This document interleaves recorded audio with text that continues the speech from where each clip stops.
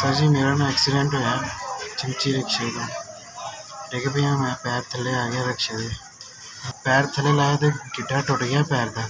मोढा fracture हो गया कल्ला कमाया ना मैं बच्चे ने मेरे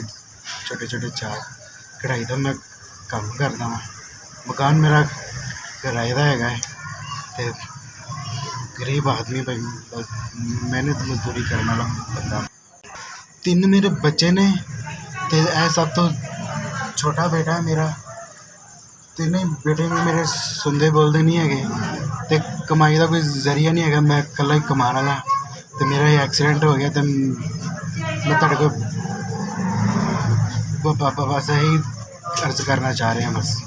की जाए किराए का मकान है मेरा मजदूर आदमी है मैं दुआ करांगा मदद करो मेरी। अस्सलाम वालेकुम तुहाडी बड़ी मेहरबानी बहुत शुक्रिया तुहाडा अल्लाह ताला तुहानू बहुत ज़्यादा देवे बहुत शुक्रिया बड़ी मेहरबानी तुहाडी अल्लाह तुहानू बहुत ज़्यादा देवे अल्लाह ताला तुहाडी कमाई च बरकत पावे अल्लाह तुहानू इस तरह लोगों की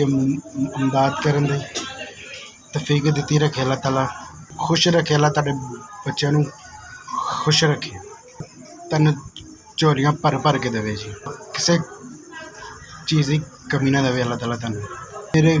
गरीब आदमी की मदद की 5000 रुपये दिता अल्लाह ताला तुहानू बहुत ज़्यादा देवे तरक्कियां कामयाबियां अल्लाह ताला तुहानू रात चुगनी दिन चुगनी तरक्की दा